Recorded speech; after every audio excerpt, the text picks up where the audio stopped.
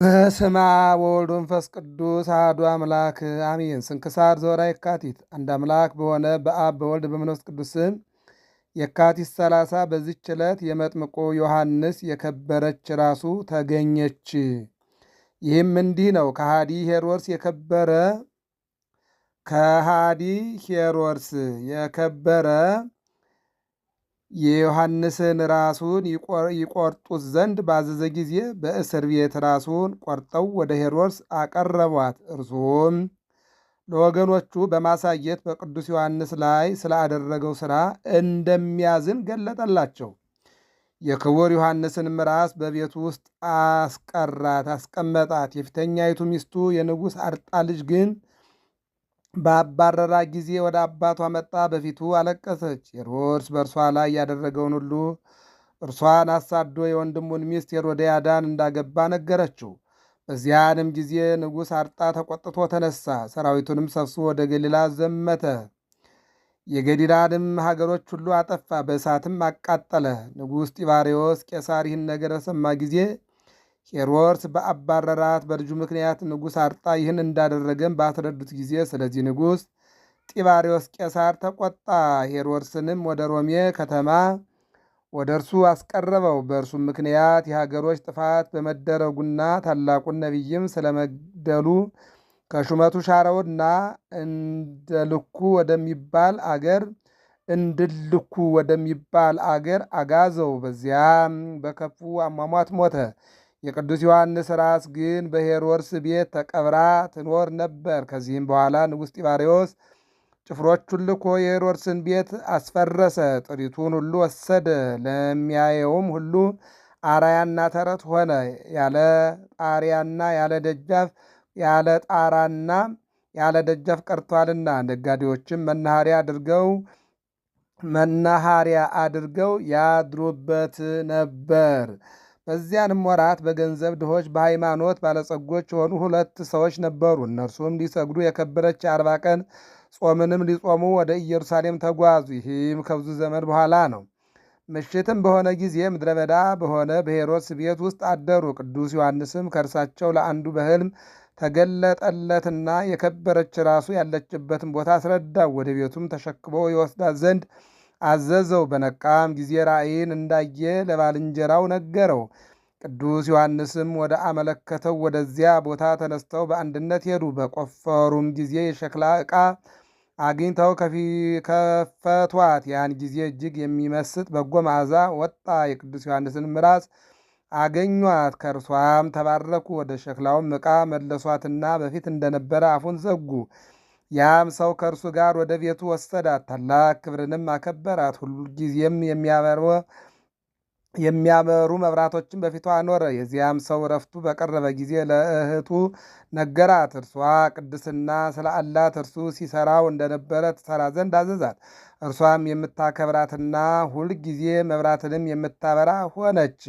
የቅዱስ ዮሐንስንም ራስ ወደ አርዮሳዊ ሰው እስከደረሰች ድረስ ከአንዱ ሰው ወደ አንዱ ሰው የምትፋለስ ሆነች። ይህም ሰው በከሃዲው አርዮስ እምነት ውስጥ እያለ የቅዱስ ዮሐንስ ራስ ድንቆች ታምራቶችንም እንደምታደርግ ያስብ ነበር። የከበረ ዮሐንስም ከእርሱ የሚበልጥ ሰው በላዩ አስነሳበትና ከዚያ ቦታ አሳደደው። ያም ቦታ አባ ቄርሎስ በኢየሩሳሌም ሀገር አባ አንያኖስ በሀገረ ጎምዳ ኤጲስቆጶስነት እስከተሾመ ድረስ ፈጽሞ ሰው የማይኖርበት ምድረ በዳ ሆነ። ቅዱስ ዮሐንስም ለአባ አንያኖስ በሕልም ተገልጦ የከበረች ራሱ ያለችበትን ቦታ ነግሮ አመለከተው። አባ አንያኖስም ሄዶ እንደ ዛሬው ግንቦት 30 ከዚያ አወጣት። ይህም የካቲት 30 ቀን ከአገኟት በኋላ ዳግመኛ ያገኙበት ነው። እንዲህም የሚል አለ። የከበረ ዮሐንስ አፈወርቅ ተናገረ። ይህም ሄሮድስ ባዘዘ ጊዜ ቅዱስ ዮሐንስ በእስር ቤት ሳለ ራሱን በሰይፍ ቆረጠው። በጻሕል አድርገው ወደ ሄሮድስ አመጡለት። ሄሮድስም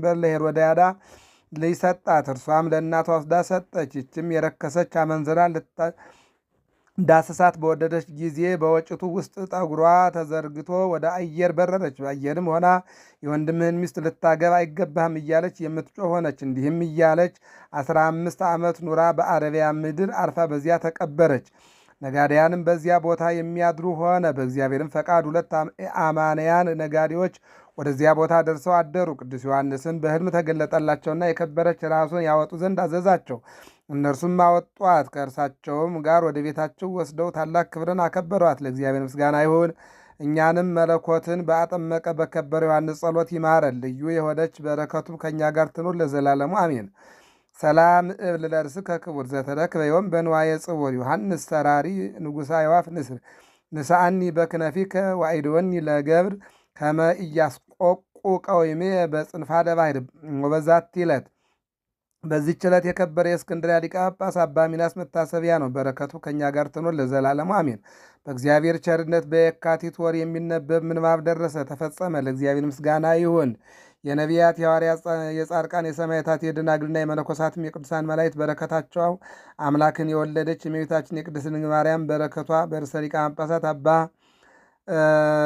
ማትያስ ላይ ይደር። በሁሉም ሊቃነ ጳጳሳትና የኤጲስቆጶሳት ሃይማኖታቸው በቀና ቀሳውስትና ዲያቆናት በሁላችንም የክርስቲያን ወገኖች ላይ ይደር ለዘላለሙ አሜን። የካቲት 30 የሚከበሩ ዓመታዊ የቅዱሳን በዓላት፣ አንደኛ ቅዱስ ዮሐንስ መጥምቀ መለኮት ራሱ የተገኘችበት።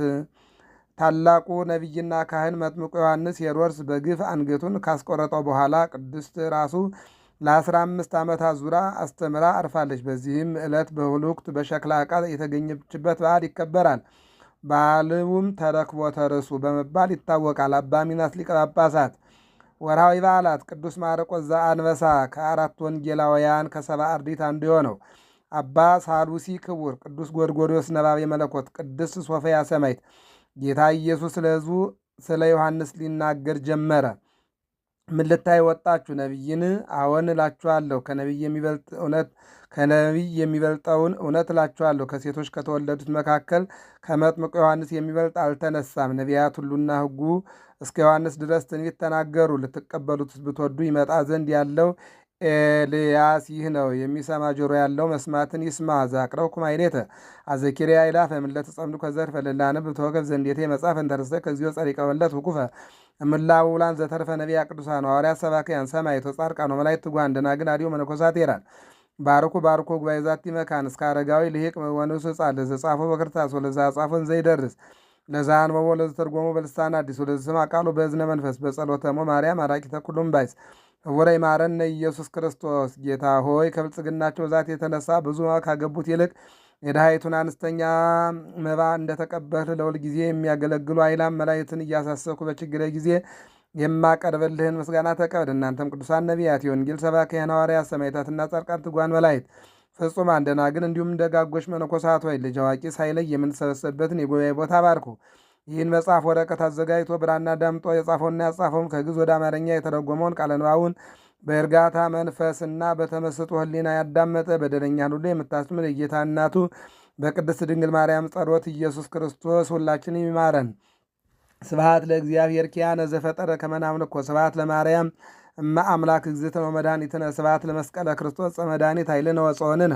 አነሳስቶ ላስጀመረን አስጀምሮም ላስፈጸመም ለአምላካችን ክብር ምስጋና ይድረሰው፣ አሜን። የካቲት ወር ከአንድ ጀምሮ እስከ 30 ስንክሳሩን እያነበብን በጸሎትም በእውቀትም በማንበብም በመናገርም በማዳመጥም እንድናሳልፍ ያደረገን አምላክ ክብርና ምስጋና ምልኮትና ውዳሴ ለአምላካችን ለእግዚአብሔር ይሁን። ስላዳመጣችሁና ስላዳመጥን እግዚአብሔር ስላስተማረን ስንክሳር የሚባል የቤተክርስቲያናችን ትልቁ መጽሐፍ ይህንን በየቀኑ እግዚአብሔር አምላክ በእሱ እያስተማረን ነው እና በቀጣዩ ደግሞ የመጋቢት ወርን አንድ ብለን ይዘን እንጓዛለን። በየካቲት ወር በሰላም እንድናንበን ምስጢር አውቀን እንድናልፍ ያደረገ በመጋቢትም ደግሞ እግዚአብሔር እንዲባርከን መልካም ፈቃድ ይሁነን። አነሳስቶ ላስጀመረን አስጀምሮ ላስፈጸመን ለአምላካችን ክብር ምስጋና ይድረሰው። ይህ ገብረ መስቀል ሚዲያ ነው። ሰብስክራይብ፣ ላይክ፣ ሼር አድርጉና ሚዲያውን አሳድጉ። ከዚህ የበለጠ በየጉባኤው የሚተላለፈውን አንድምታ አዲሳት ብሉያት ሊቃውንት መነኮሳትና የዕለቱን ታሪክ እንድታዳምጡ ጋብዛችኋለሁ። ሰላም እግዚአብሔር ከሁላችን ጋር ይሁን።